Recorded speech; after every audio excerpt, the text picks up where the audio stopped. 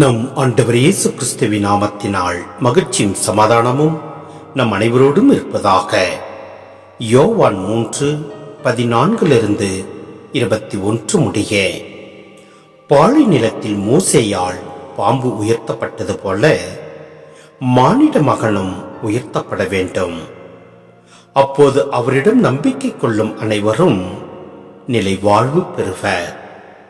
தம் ஒரே மகன் மீது நம்பிக்கை கொள்ளும் எவரும் அழியாமல் நிலை வாழ்வு பெறும் பொருட்டு அந்த மகனையே அளிக்கும் அளவுக்கு கடவுள் உலகின் மேல் அன்பு கூர்ந்தார்.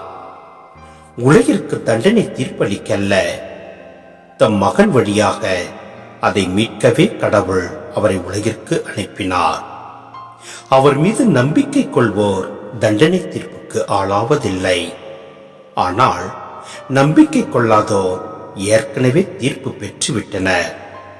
ஏனெனில் அவர்கள் கடவுளின் ஒரே மகனிடம் நம்பிக்கை கொள்ளவில்லை. ஒளி உலகிற்கு வந்திருந்தோம் தம் செயல்கள் தீவனவாய் இருந்ததால் மனிதர் ஒளியை விட இருளையே விரும்பினர். இதில்தான் அவர்களுக்கு எதிரான தண்டனை தீர்ப்பு அடங்கியுள்ளது. தீங்கு செய்யும் அனைவரும் ஒளியை வெறுக்கின்றனர்.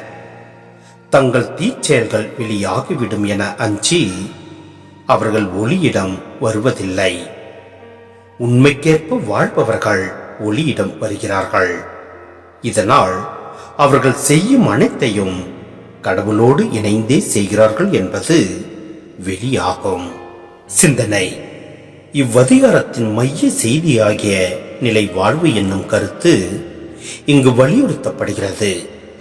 எண்ணிக்கை நூல் 21:8-9 உயர்த்தப்பட்ட வெண்கல பாம்பை நோக்கியோர் அனைவரும் வாழ்வு பெற்றது போன்று சிலுவையில் உயர்த்தப்பட போகும் இயேசுவை நோக்கி நின்று அவர் காட்டும் வழியில் நடப்போர் அனைவரும் நிலை வாழ்வு பெறுவர். இவை அனைத்திற்கும் அடிப்படை காரணம் கடவுளின் அளப்பரிய அன்பே. இயேசுவின் வருகையே தீர்ப்பாக மாறிவிடுகிறது. இயேசுவை ஏற்றுக்கொள்வோர் வாழ்வை ஏற்றுக்கொள்கின்றனர். அவரை உதறி தள்ளுவோர் தமக்கு வாழ்வு வேண்டாம் என்று தமக்கு தாமே தண்டனை தீர்ப்பு அளித்துக் கொள்கின்றனர். இவ்வாறு இயேசுவாக தீர்ப்பிட தேவையில்லை. அவர் வருகையே தீர்ப்பு செயல்படாக அமைந்து விடுகிறது.